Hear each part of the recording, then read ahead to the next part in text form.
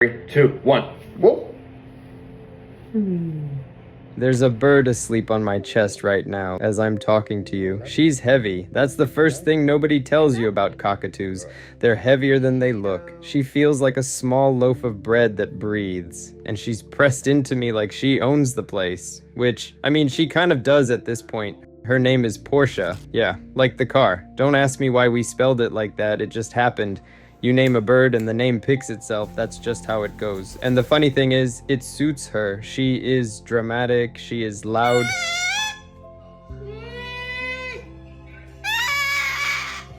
She is expensive, she is a personality, not a pet. A personality.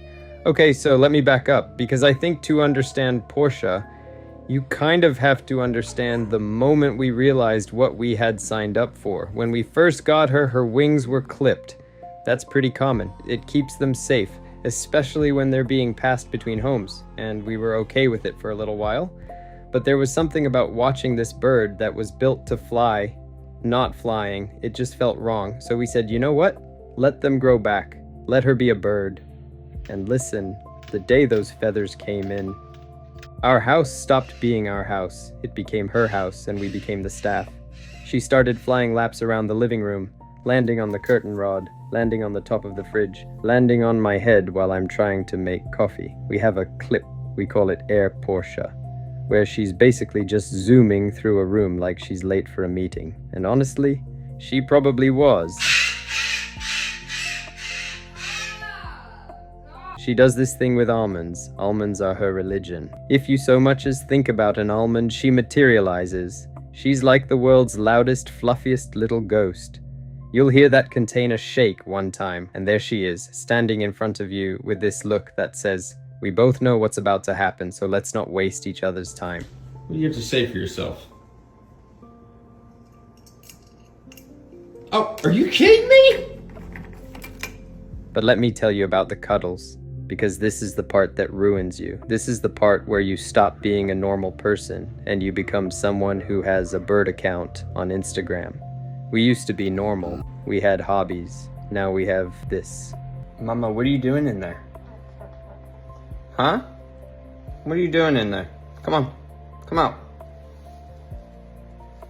What are you doing in there, you stinker? She's what people call a Velcro bird. She doesn't sit near you, she sits on you, she becomes part of your shirt.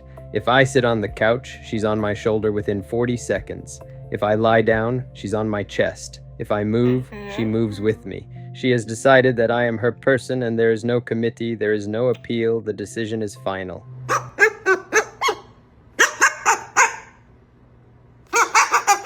The mornings, though. The mornings are something else. She wakes up before us every single day, and she has this strategy. She starts soft. She'll be the sweetest little angel. Head against your face, tiny noises. Her eyes doing that slow blink thing. You think, oh, what a beautiful little creature, I'm so lucky. Mistake. Because 3 minutes later, she is yelling. She is on your forehead. She is reorganizing your hair with her beak. She is, very politely but very firmly, telling you that the day has begun whether you like it or not. Oh, and she talks. She said, I love you. I love you. You love? Who do you love? I love you. I love you. I love you. Hello. Hello. I love you. I love you, Porscha P. The first time a cockatoo looks at you with her little bird eyes and says, I love you in this tiny, scratchy voice, your whole nervous system shuts down. You are gone. You are done. You will buy this bird anything she wants for the rest of her life. And actually, that I love you. I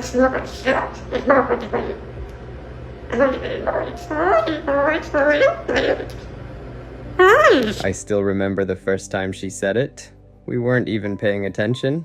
I was in the kitchen, doing dishes, I think, just zoning out, and out of nowhere, this tiny voice from the other room goes, I love you, and I froze, like, full stop. I dropped what I was doing and I just walked over to her, and she looked at me like nothing happened, like, what? I always say that, keep up. And I swear to you, I almost cried over a bird that day. She comes everywhere with us, park trips, car rides.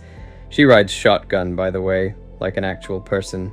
She'll just sit on the seat looking out the window like she's contemplating her life choices. We get looks. Of course we get looks. There's a giant white bird in the passenger seat. People do double takes at red lights. She doesn't care. She's too busy being a tiny celebrity. I'll tell you something weird though. She loves Mozart. I'm not making that up. We put music on one day, kind of just background noise, and she got completely still, quiet, listening.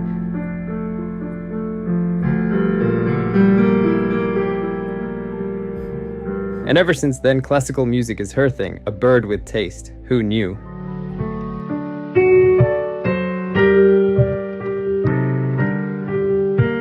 Then there's bath time, which is a complete tonal shift. Bath time Porscha is not regal Porscha.